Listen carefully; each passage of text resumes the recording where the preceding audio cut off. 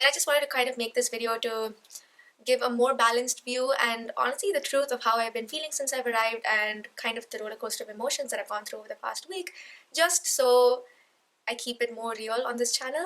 I was a weeping mess. I've never received such comprehensive directions for something that's literally down the road.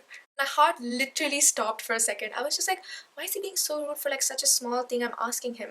I don't really expect them to notice or like care that I'm walking in the corridor like past them. And sometimes like I'm wearing so many layers that I'm not able to put on or like remove my hoodie or top because it's just so tight. Ahoy mateys! It's been a while since I did this sort of sit down and talk video. So I know the previous sit down and talk videos were more like academically inclined, but today I thought I'll just chat with you and let you know what I've been up to in the past couple of weeks and let you know what I've been doing. So here we go. So right now when I'm shooting this, it's the 28th of September and academic term only starts on the 6th of October. So I don't think I've really made it clear why I'm here so early. I'm currently in my Cambridge room. For those of you who haven't been following up, perhaps watching the first two videos will give you a better idea of where I am right now and how I reached from Singapore to Cambridge. So I landed in Heathrow Airport in London on the 19th of September morning, which is basically like 2.5 weeks earlier than the official term starting date. And I came this early because I was supposed to have quarantine here since I was coming from Singapore. But the crazy thing is, on the morning that I left from Singapore, that is the 18th morning, it was announced that quarantine for all travelers arriving from Singapore will be removed from 4 a.m. on 19th September morning. And my flight was supposed to land in Heathrow at 6 a.m. on the 19th of September. So the timing was insane, and this basically meant that I didn't have to quarantine in the UK anymore. I did not change the date of my ticket because my family felt it would be better for me to come here and take those 2 weeks to just settle and adjust in this new environment. And I had sort of like mentally prepared myself to leave, and I didn't want to go through all those emotions again like after a week. So I anyway ended up flying and reaching here on the 19th morning.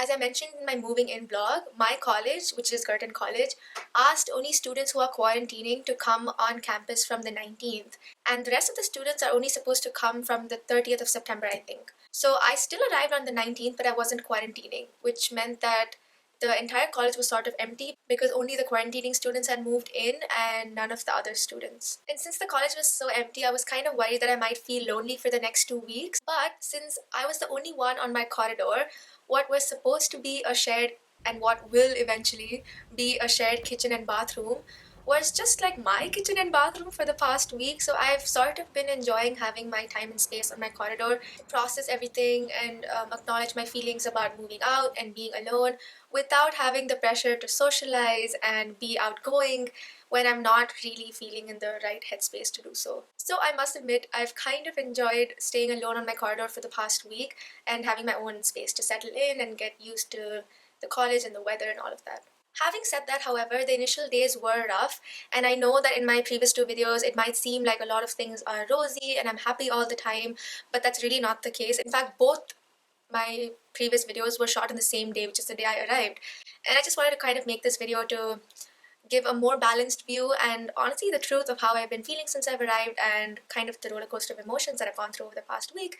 So let me try and segment this into like a few big chunks, I guess. The first chunk is living alone by myself. Before moving in, I've never really stayed away from home for more than a week at once, so I knew that moving away to the UK would be sort of a challenge. As much as I love going out and exploring and meeting new people, I crave physical proximity to my loved ones, so I knew it was gonna be hard moving out. The night before I left, the day I left, I was a weeping mess. But traveling and moving in without being accompanied by a parent kept me like mentally occupied for a few days because a lot of the things like arranging for transport, taking care of valuables, managing finances, planning meals.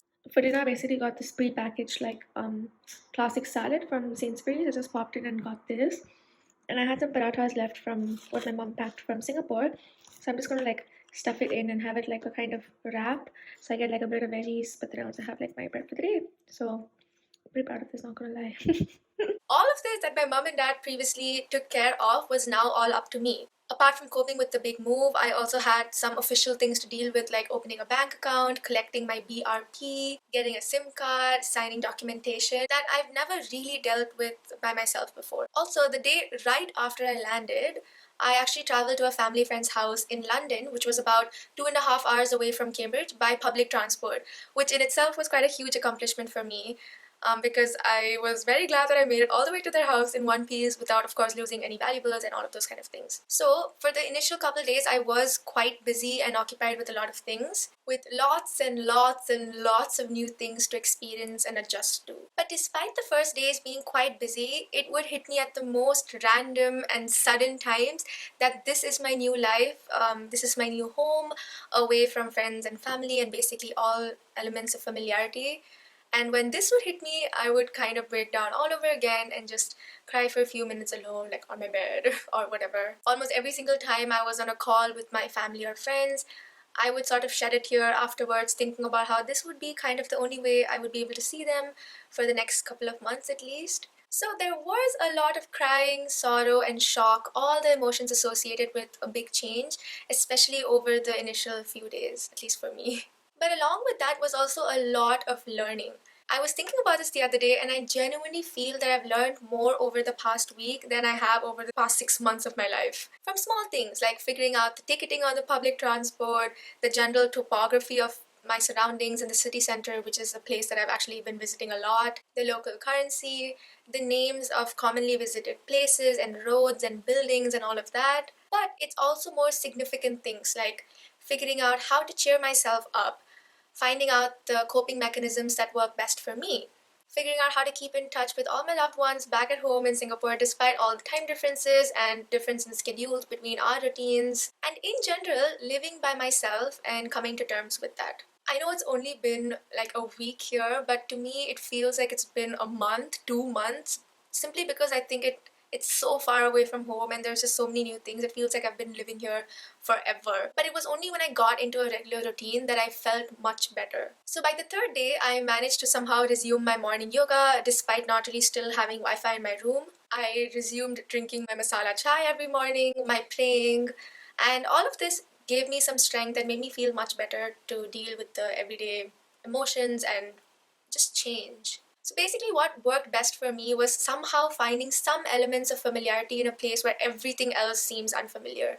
And for me, this was like setting up a little altar, putting up a few photos of loved ones around my room, getting back into most of my Singapore morning routine, of course, with a few changes like doing yoga with 3 layers or wearing socks. Also, another thing that really has helped me over the past week was picking myself up and just looking better to face the day. Of course, this works for me, it might not work for everyone else, but I thought I'd share it. Whenever I was feeling down, I would just sort of go and try to have a warm shower, freshen up, try and pick out an outfit, put on some accessories and maybe some simple makeup, and just looking in the mirror and seeing myself look good for myself would just sort of brighten me up a little bit and make me feel more ready to take on the day. So it's just all these little small things that I've realized can make quite a big difference. Now, moving on to the second part, which is the UK and the people and the culture. Growing up in Asia my whole life did make me feel quite foreign in the UK, I'm not gonna lie. But as much as most of the things were very, very, and are very, very unfamiliar around me, I find the people here are very warm and welcoming and always very ready to help. I must say the main difference that I've experienced is in terms of the culture, especially when it comes to people interaction when I compare back home in Singapore and here in the UK. Like, British politeness is a real thing, y'all. For me, this was quite a pleasant thing to have, especially while I was settling in. Like, just the other day, I was asking the porter, and porters are like the people at like the front desk of the college who basically just help you with anything that you really need. So I was asking the porter how to get to the nearest grocery store. And he was just like, oh, you exit college and you turn left and then you just go all the way straight down that long road and like walk for 20 minutes and you will reach it. But he didn't stop there. He explained how he has a cycle, so he cycles down there and just takes like 7 minutes. And then he went on to describe the vegetation that I'll encounter along the way, the herbs and the shrubs that I'll see, the things I'll see that may seem strange but are not. And I was just so amused and shocked at the same time because I've never received such comprehensive directions for something that's literally down the road. Then another time I went back down to the porter's lodge to inquire about the hot water in the shower because in my first video, I think that was the first time I had taken a shower here and it was a freezing cold shower, and obviously I can't be taking cold showers in such a cold place already. And I knew there was hot water, but I didn't know how to operate. So I just went down to ask him, is there hot water in the shower? And then he was just like, yeah, I can most assure you that there's hot water in the shower. And then I was explaining to him how a few days ago I took a shower and only cold water came. I didn't really know what to do with it. And then he just looked at me with like the most straight face and he just goes like, that's on you. You need to figure it out. Don't try blaming it on us. My heart literally stopped for a second. I was just like, why is he being so rude for like such a small thing I'm asking him? And then he starts like chuckling after a second later, like all smiles on his face. After which I realized that is his sense of humor.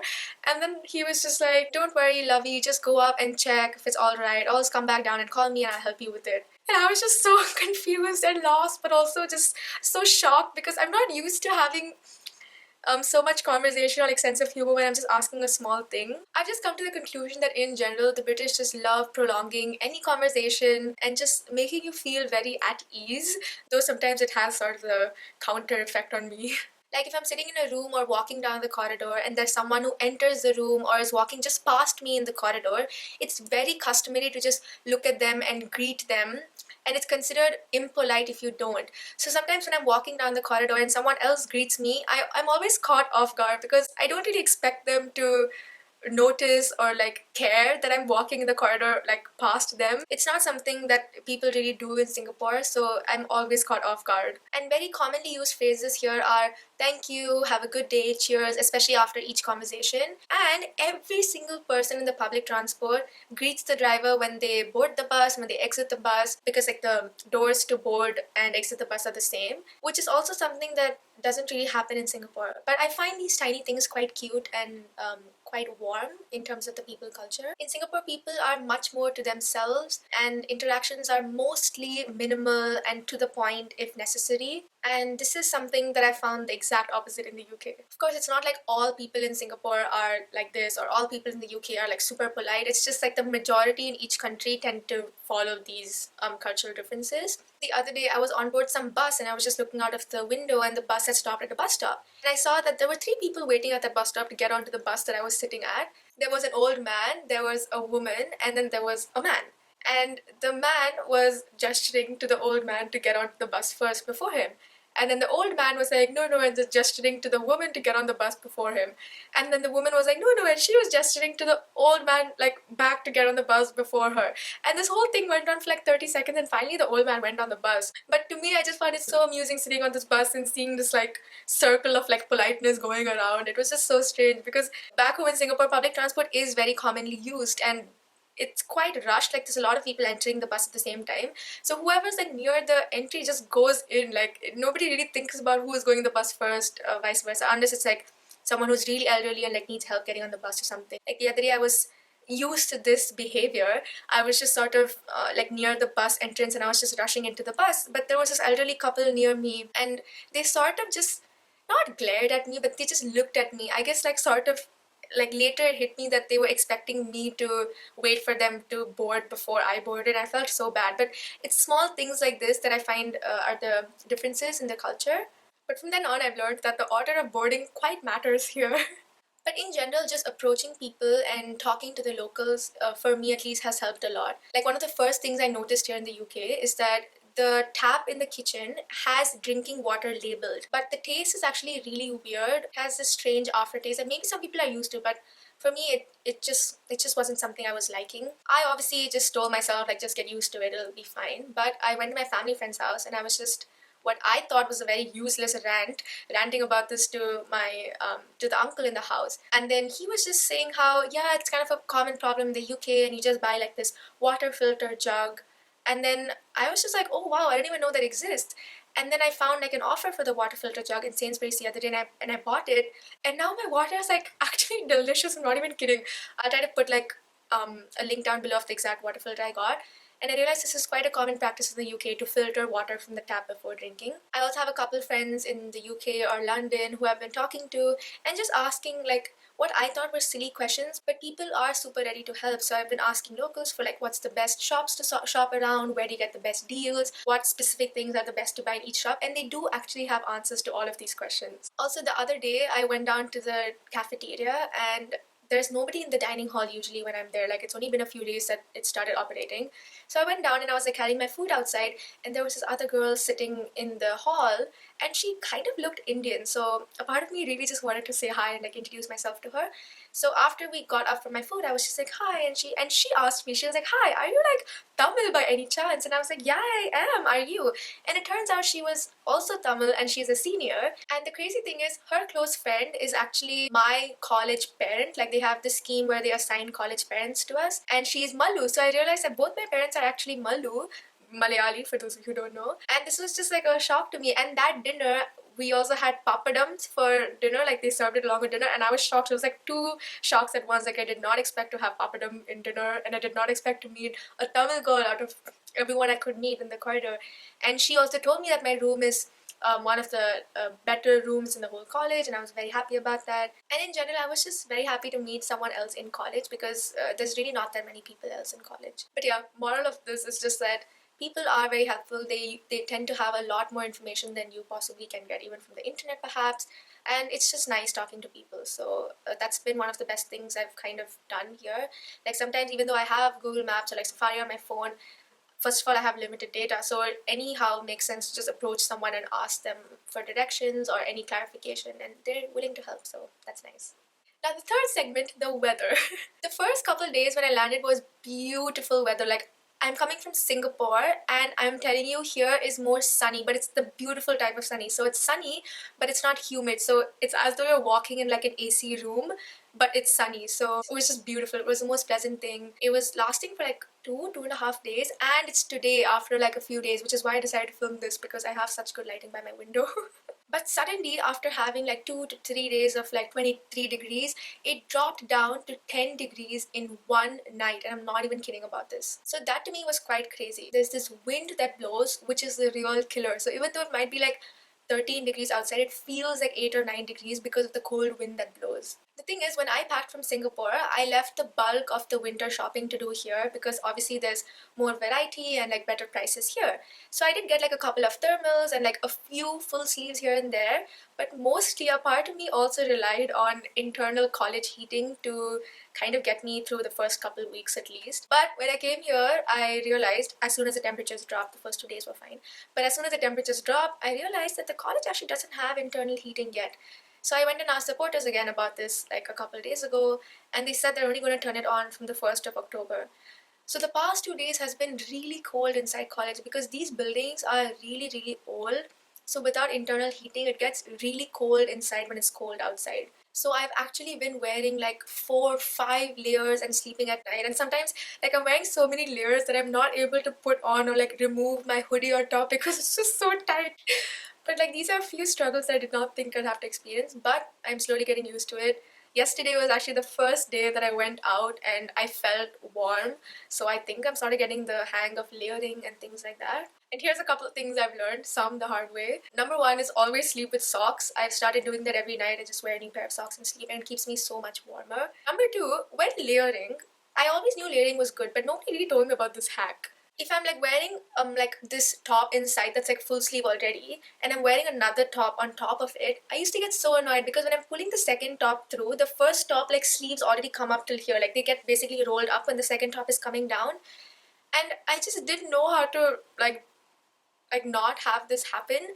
But then after 2 days, I figured out that you have to just basically, the first top, you just kind of hold down the sleeves like this with your fingers and then pull the second top through so that the first sleeve is like nice and like till the wrist. I don't know if this makes sense, but I hope this is a demonstration. And then I felt like this genius who figured this out, and I was going and talking about this to my friend the other day, and my friend has lived in the UK for a really long time, and he's just like, everyone does it here, and I was just like, oh my god. But it's something I learned and figured it out, and that's also been really helpful because I'm usually wearing like 3, 4 layers of all full sleeve, full sleeve, full sleeve, and it kind of defeats the purpose if the sleeves keep rolling up, right? So yeah, hold the sleeves down while pulling another top through. The third is, people here apparently have different thickness of duvets for different months. Like when I think about it, yeah, it does seem like logical, but it didn't really strike me. Like I bought a pack, pillowcase and a duvet cover pack from IKEA before coming here, which is actually the heart one you can see there in the background. But it just looked thick, so I assumed it had a duvet inside because I'm not familiar with these terms like duvet quilt, duvet cover, like a throw. Like what's the difference between all of these? I still don't know. Anyway, but I came here and I realized I didn't have a duvet. So the first night was thankfully a bit warm, so I still layered up and slept. when I went to the family friend's house, they kindly allowed me to just take one of their duvets, so I have it now. But when it's cold at night, even this duvet is not enough. So I realized that you will have to have one or two or three different like duvet thicknesses for like different months of the year. So you can keep changing it according to how cold it is. Also something I've never really experienced or thought about. The fourth thing is checking the weather app before I leave my college. So actually a couple days ago, I was uploading a video and it was taking time to process, and I was running late to meet my friends in the city center, and it takes me like 15 minutes to go. So in Singapore, it literally takes me 5 minutes to get ready. I just like put on something like presentable. I just like kind of brush my hair through, just switch on like some kajal or something, and I just like out. So very, very regrettably, I did the same thing here. So I just came, I quickly like put on like a full sleeve top, some jeans, my shoes, and I just like ran out. And it was as soon as I stepped out that I realized it is bloody freezing. And that's when I realized I actually forgot to wear an inner layer. Oh shit, it's freezing today. Like the sun is out, but I forgot that it was raining this morning, so outside it's freezing. Like my fingers are like literally numb, and I forgot to wear an inner layer today. I usually do. So I'm really hoping one of my friends can get me a shawl, because now it's too late to like go back to my room and come, because I'm already at the bus stop. Holy! In any case, I realized there is no concept of rushing out here in the UK. You need to really be present while dressing, taking into account the weather outside. And another thing my friend recently told me was that the weather app has this section called the wind speed when you scroll down, and that shows what the current temperature is as well as what it feels like according to the wind speed. And that also is really helpful, because sometimes it looks like it's 12, 13, which is I guess okay now, look at me. But then it feels like 8 or 9, which means that you need to dress more thicker layers. So yeah, that's also another hack. And especially when it's windy, covering your ears with the hood of the hoodie makes all the difference. Like yesterday in the city center, I was layered with 3 thick layers. I was feeling warm like chest and down, but I was still feeling cold somehow. Like if I put another layer, I would just get too hot. I didn't know what to do, so I just immediately put the hoodie on top. And I kid you not, it felt like 2 degrees warmer. I think it's just when the wind, you stop feeling the wind in your ears, it just feels warmer. So that's another thing that I learned. Anyway, I'm just gonna end this super long rambling video. These are just a few things I've learned that I've like sort of, I'd say, changed my life, or at least made the settling in much more easier as soon as I came here in the UK. Especially since I'm not used to dressing for the cold, or just in general staying in a cold climate. A lot of the things are new to me that may seem very common to the locals, or like anyone who's lived in a cold country before. A huge shout out to my family and friends back in Singapore, as well as my two now friends in Cambridge, Vikram and Shruti, who have made the past week really, really bearable. Dare I say enjoyable. And a special thank you to all of you. A lot of you have DM'd me, left comments down below, sharing a few stories of you moving in, or things that like you found hard when you moved in, and just sending me like lots of strength and love. So thank you so much for all of that. And please do leave down in the comments below like the best advice you've ever been given, or any tips for the cold country, or for someone who's just newly moved to the UK. I'd really love to know and just read through all of them. If you watched till now, like wow, thank you so much. Please do leave a like down below, and don't forget to subscribe. I am sending you a lot of strength and love to deal with whatever struggles or problems that you might have going on. I promise you will get through it, and it helps for me at least to think that it's all temporary. And I actually have these 2 little sticky notes that Adrienne said in one of her videos that I put up on my cupboard, so I'm just gonna put it up here now. Anyway, I'll see you very soon, and bye!